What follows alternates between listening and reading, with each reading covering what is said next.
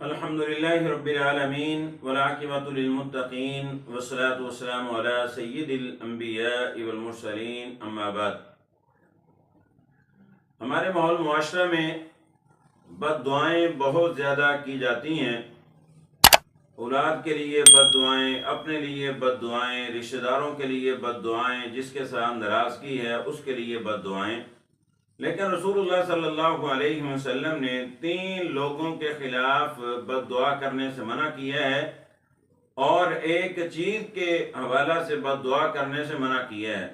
رسول اللہ صلی اللہ علیہ وسلم کا فرمان ہے، سیدنا جابر بن عبداللہ رضی اللہ تعالیٰ عنہ بیان کرتے ہیں، اور یہ حدیث صحیح مسلم میں حدیث نمبر 3009 اور صحیح ابو داود میں حدیث نمبر 1532۔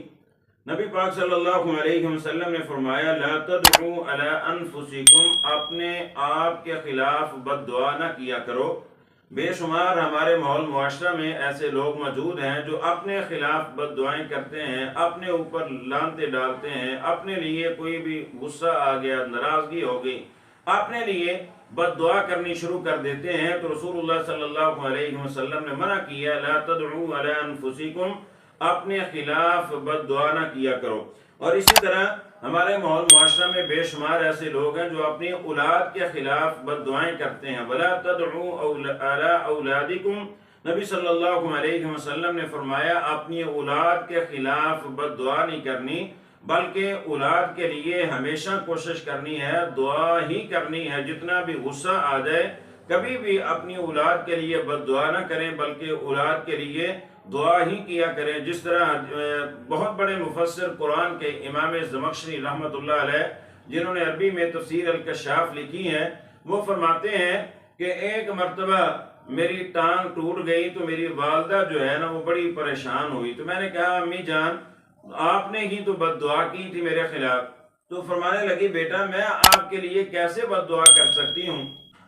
تو میں نے بتایا ماں جی آپ کو یاد ہوگا جب میں چھوٹا سا تھا تو میں نے ایک چڑیا پکڑی اور اس کی ایک ٹانگ کے ساتھ دھاگا باندھ دیا، جب وہ اڑنے لگتی میں دھاگا کھینچ دیتا، جب اڑنے لگتی دھاگا کھینچ دیتا، اس سے اس کی ٹانگ ٹوٹ گئی۔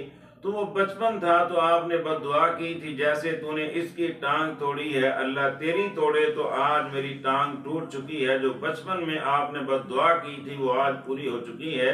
تو اس لیے نبی پاک صلی اللہ علیہ وسلم نے منع کیا، وَلَا تَدْعُوا عَلَىٰ أَوْلَادِكُمْ، کبھی بھی اپنی اولاد کے خلاف بد دعا نہیں کرنی چاہیے۔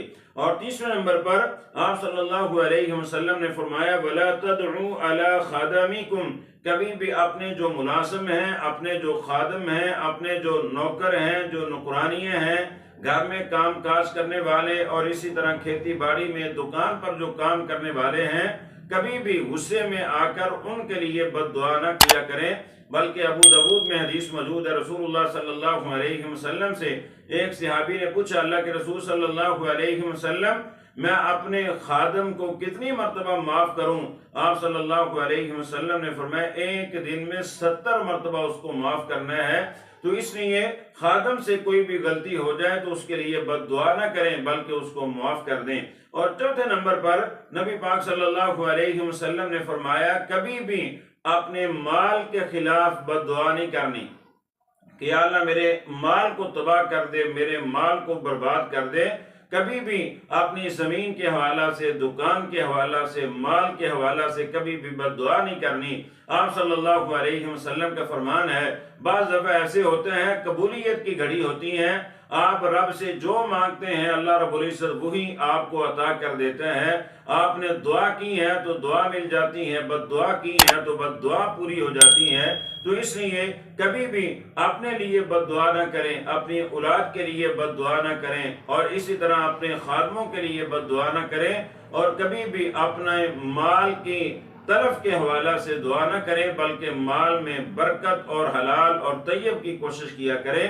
اللہ رب العزت ہمیں توفیق دے کہ ہم زیادہ سے زیادہ دعائیں کرنے والے بنیں، اور بد دعاؤں سے اللہ رب العزت ہمیں محفوظ فرمائے۔ سبحانک اللہم بحمدک، اشہد ان لا الہ الا انت، استغفرک و اتوب الیک۔